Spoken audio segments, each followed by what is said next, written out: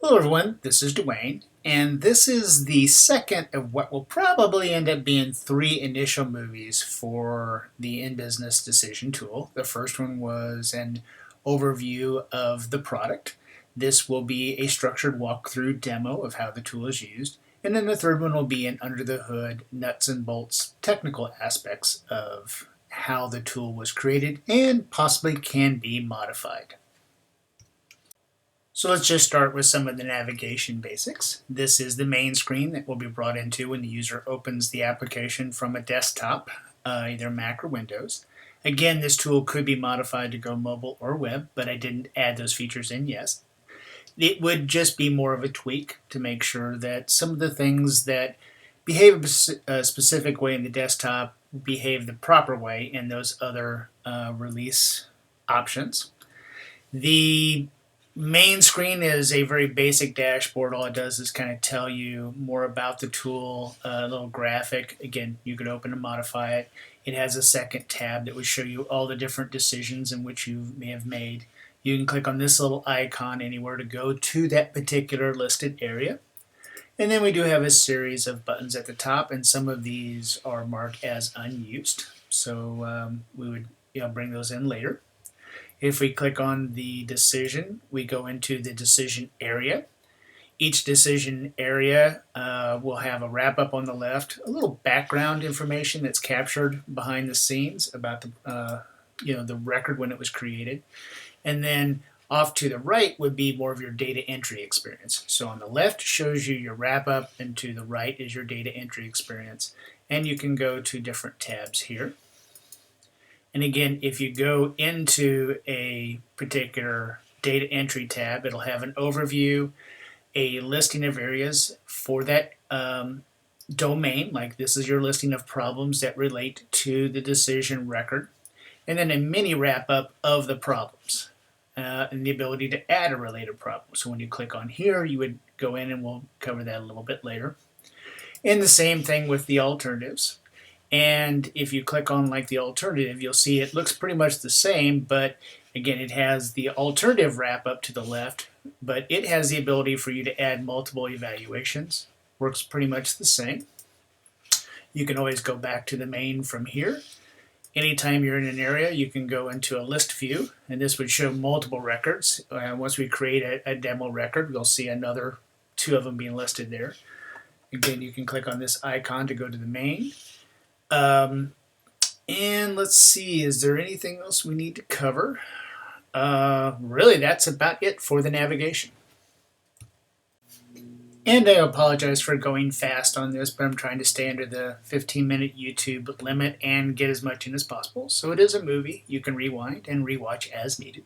So let's just go ahead and create a new decision and some of the child components that would be for that decision. So we go up here and just click on New Record.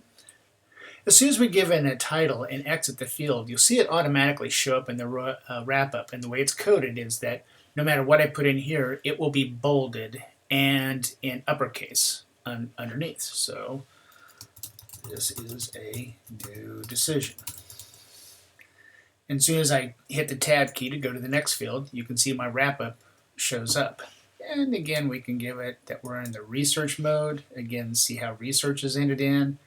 The decision owner's blank. As soon as I put in there, say it's Bob Roberts. Hit tab. There's Bob Roberts. Let's go ahead and give it a due date with the calendar. We can move it up. Let's say it's give it August 1st. It shows up. Oh, let's say, oh, that's too soon. Let's just go ahead and do a text edit without the pop-up.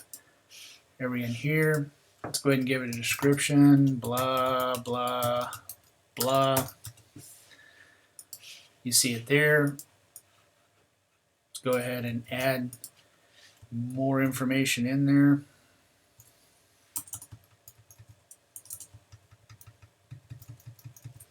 As soon as we exit, we're expecting to see it added over there. So we are. Let's go ahead and add a problem. We'll click on our add a related problem. Now we're in the problem screen. We give the problem a title. This is our first problem. We hit tab. Again, our expected behavior, we see it on the side. So now we're seeing a wrap up of the problem. And let's go ahead and just add some blah blah blahs in there. We're okay. Now we want to add a same problem for the or a new problem for the same decision. And here you can see this is the decision that we worked on. If we wanted to, we could click on this icon and go back to the decision area. And you can see we already have identified problems shown up here. Now there's a bit of a hole here because we haven't added in an overview. This is our overview. Kinda nice. Just pop that in. We hit our tab key. Now we see it's automatically popping in. Let's go ahead and add a new related problem. This is our second problem.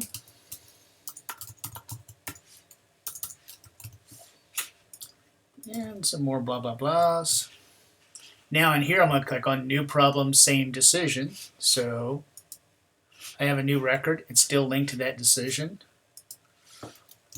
This was created differently. And more blah blah blahs. Let's go back. And now we can see problem 1, problem 2, and this one was created differently. So now we've got our problems set up.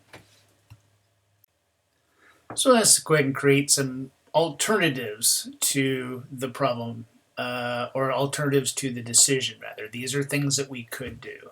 So we'll go into our alternative and click on Add Related Alternative. We could do this, and again we'll add in our blahs. Tab out, and you can see our mini wrap-up going on there. And we're going to add a new alternative for that same decision. Another option could be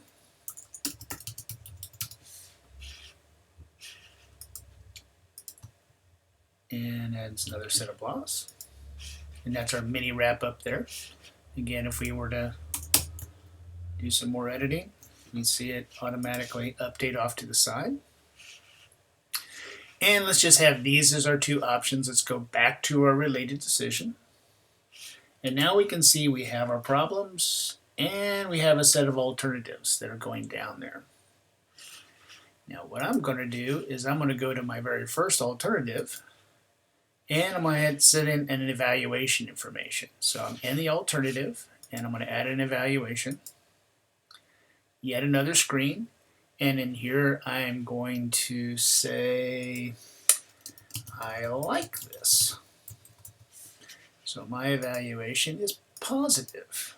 And let me go ahead and put that in there as Dwayne. And let's put some blahs in there. And now we can see that evaluation, right? Now, I could do another evaluation. So let's say if I wanted to have multiple points that goes into it. So let's say another thing I like is add some blahs. Probably going to need to take that auto enter out of there. So that probably won't make it. But now we see that. If we go back to here, you can click on, we can go to related alternative or to the related decision, but I'm going to go to the decision to kind of show you that was the alternative, and then these are the listing of the evaluations for that alternative that are coming across. So now you can kind of see how this system is built. And like I mentioned before, if we'll go ahead and click on the list view, and go like this. So let's go back to form, go back to list. Now you can see we have the two different lists that goes across. I can go back to the form view. I can see my multiple problems. I can see my multiple alternatives. In my mini wrap up here, I can see my little evaluations. This one doesn't have an evaluation yet.